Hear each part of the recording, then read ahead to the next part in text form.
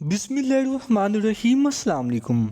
अमरीकी सदर जो बाइडन ने पाकिस्तान के हवाले से एक इंतहाई गैर जिम्मेदाराना बयान दिया है, जिसके बाद पाकिस्तान और अमेरिका के दरमियान एक बार फिर तल्लुकात इंतहाई कशीदा हो चुके हैं।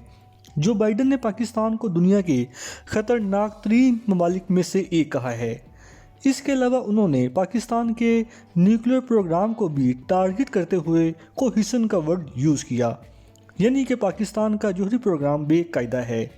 मैं भी जो बाइडन ये कहना चाहते हों कि पाकिस्तान ने एटम बम तो बना लिया है, लेकिन उसको कब और कैसे इस्तेमाल किया जाता है उसके बारे में पाकिस्तान को मालूम नहीं। हत्ता कि आप जानते हैं कि दुनिया में एक वाहिद पाकिस्तान ही वो मुल्क है जिसका न्यूक्लियर प्रोग्राम सबसे ज़्यादा महफूज है, क्योंकि इसका कंट्रोल अल्हम्दुलिल्लाह दुनिया की नंबर 1 आर्मी यानी पाक फौज के पास है। लिहाजा ये कैसे हो सकता है कि जिस न्यूक्लियर प्रोग्राम का कंट्रोल दुनिया की नंबर 1 फौज के पास हो, उसको आप सिर्फ अपना पॉलिटिकल नैरेटिव गेन करने के लिए मुतनाज़ बनाएं।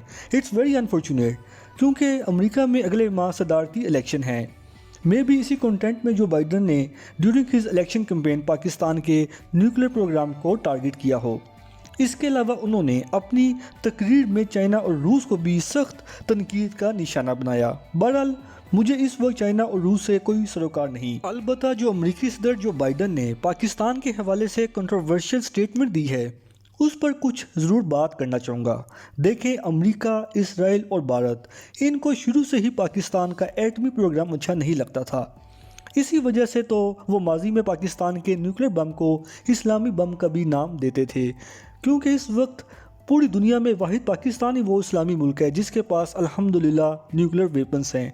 लेकिन दुश्मनान इस्लाम को अब वो भी हज़म नहीं हो रहे, और इसी ज़िमन में उन्होंने माजी में अपनी आखिरी हद तक ये कोशिश की कि किसी तरह से भी पाकिस्तान का न्यूक्लियर प्रोग्राम कंप्लीट ना हो।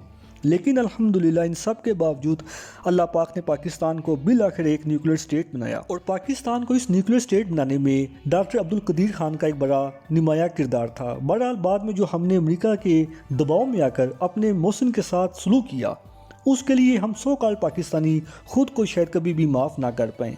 बहरहाल वो एक अलग टॉपिक है, मैं फ़िलहाल उस डिटेल्स में नहीं जाना चाहता, उस पर फिर कभी इंशाल्लाह बात करेंगे। लेकिन यहाँ सवाल ये पैदा होता है कि आखिर अमरीकी सदर जो बाइडन की ये जुर्रत कैसे हुई कि वो पाकिस्तान के न्यूक्लियर प्रोग्राम पर सवाल उठाए। मेरे ख्याल में इसकी एक बड़ी वजह पाकिस्तान में पॉलिटिकल इंस्टेबिलिटी है। लिहाजा जब आप इंटरनली वीक होंगे तो ये कैसे हो सकता है कि दुश्मन इस वीकनेस का फ़ायदा उठाते हुए आप पर हमला ना करे। It's almost impossible. अलबत्ता जो पाकिस्तान को इस वक्त पॉलिटिकल इंस्टेबिलिटी जैसी सूरत हाल का सामना है, उसकी एक बड़ी वजह यह है कि यहाँ किसी की हुकूमत को उसके 5 साल मुकम्मल नहीं करने दिए जाते। फिर चाहे इमरान खान साहब की बात कर लीजिए या कि माजी में नवाज शरीफ और आसफ अली जरदारी की। लिहाजा जब इस तरह की गैर यकीनी सूरत हाल का सामना हो तो फिर IMF, वर्ल्ड बैंक या कि दीगर इंटरनेशनल फाइनेंशियल इंस्टीट्यूशन वगैरह आपको कैसे लोन दे सकते हैं। बहरहाल इस पॉलिटिकल क्राइसिस को किस हद तक कम करने में सबसे पहले पाक फौज मैदान में आई है, जिसने खुद को हमेशा के लिए पाकिस्तान की गंदी सियासत से अलग कर दिया।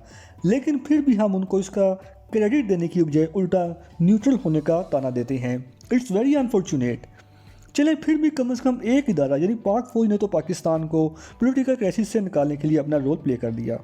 अलबत्ता दीगर अदारों को भी इस वाले से अपनी पॉलिसी रिव्यू करने की ज़रूरत है, क्योंकि जब तक पाकिस्तान में मुकम्मल सियासी इस्तेकाम नहीं आ जाता, उससे पहले आप इकोनॉमिकली स्टेबल नहीं हो सकते।